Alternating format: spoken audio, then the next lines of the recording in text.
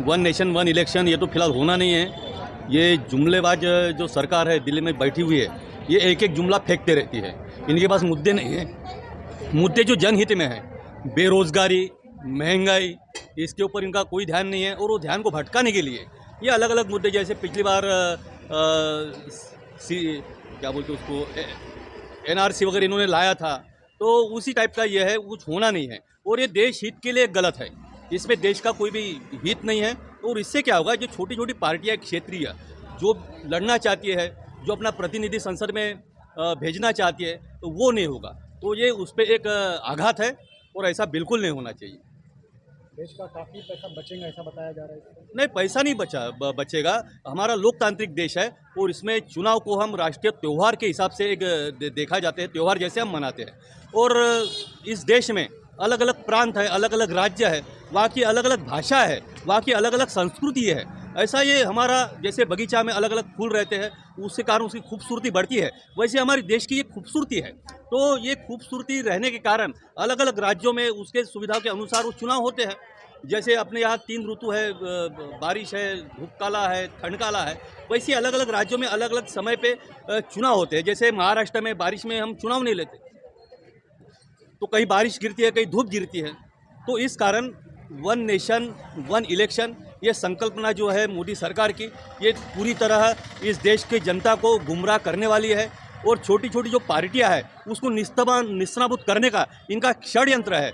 उसे किसी भी सूरत में इस देश की जनता और इस देश के जागरूक नागरिक किसी भी परिस्थिति में सफल होने देंगे नहीं। और घटना में ऐसे कुछ नियम है जिस वजह से ये इनकी संकल्पना सफल होते दिख नहीं रही है। ये जुमले की तरह है, ये कुछ दिन चलेगा और वापस ये डब्बे में पैक करके रख देंगे।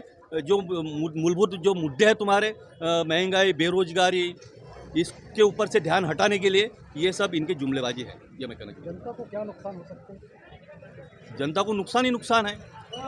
एक साथ चुनाव लेने से इनको लगता है कि आर्थिक अर्थव्यवस्था ठीक ठाक हो जाएगी, लेकिन वैसा कुछ होगा नहीं। अभी तक कांग्रेस जो है आज़ादी के पहले की पार्टी थी, वो आंदोलन से उभरी हुई पार्टी थी, लेकिन आज़ादी के बाद वो पूरी तरह चुनावी हो गई। और वो भी जो जनता के मूलभूत मुद्दे थे वो पूरे नहीं कर पाई। गरीबी हटाओ ये नारा लेके आई, लेकिन गरीबी हटी क्या? इतने सालों में नहीं हट पाई। इसीलिए कांग्रेस को हटा के लोगों ने बीजेपी को सत्ता में लाया। सबसे पहले अटल बिहारी वाजपेयी ने राज किया, लेकिन वही इनका एक ही एजेंडा, हिंदू एजेंडे के ऊपर ये काम करते हैं।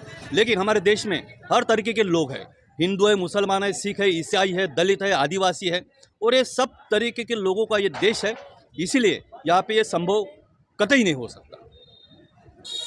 जनता अगर 5 साल में से एक बार वोट डालने जाती है तो मतलब काफ़ी उसको भी फायदा हो सकता है। तो नहीं, जनता को कौन सा फायदा होगा? जनता टैक्स पेयर के पैसे से सरकार चलाती है, कोई नेता का पैसा नहीं रहता। और ऊपर से भ्रष्टाचार आप देखो कितना हो गया, बड़े पैमाने पे भ्रष्टाचार है।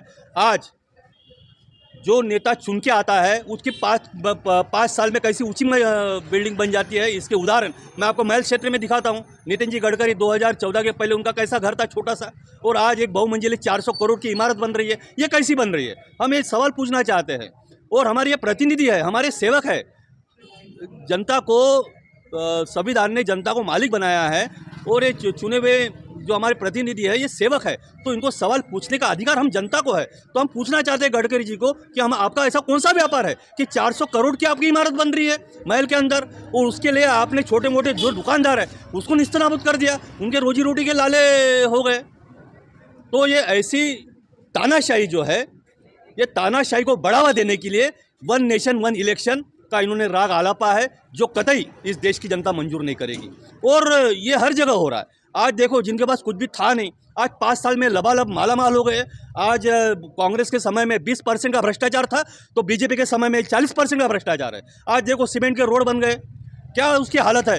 क्रैक गिरे हुए, गड्ढे गिरे हुए, लोगों के एक्सीडेंट बढ़ गए हैं। आज बड़े पैमाने पे जो लोगों के एक्सीडेंट हो रहे हैं उसी कारण हो रहे हैं। सीमेंट रोड की क्या ज़रूरत है? आज पानी ज़मीन के अंदर जा नहीं रहा। डामर के रोड थे, पानी अंदर मुड़ता था। आज देखो इतना पानी आया, 10% बारिश हर साल से ज़्यादा आई, फिर भी गर्मी कितनी है, कितनी गर्मी है, कितनी उमस हो रही है। आज देखो अब ये पसीना, आपसे बात कर रहा हूँ तो पसीना निकल रहा है। तो ये गडकरी जी का ये विकास नहीं, गडकरी जी विनाश कर रहे हैं पूरे देश के अंदर।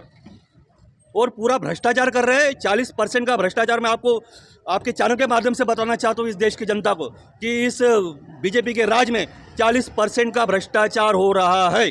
इसीलिए ये चाहते कि दो ही पार्टियां रहे, कांग्रेस रहे, बीजेपी रहे। 5 साल हम राज करेंगे, 5 साल तुम राज करो, हमारा भ्रष्टाचार तुम दबाओ, तुम्हारा भ्रष्टाचार हम दबाएंगे। ये एक ही थाली के चट्टे बट्टे दोनों हैं। इसीलिए क्षेत्रीय पार्टियों को ख़त्म करने के लिए वन नेशन वन इलेक्शन ये लाना चाहते हैं। हम जैसे जागरूक नागरिक इसको सफल होने देंगे नहीं।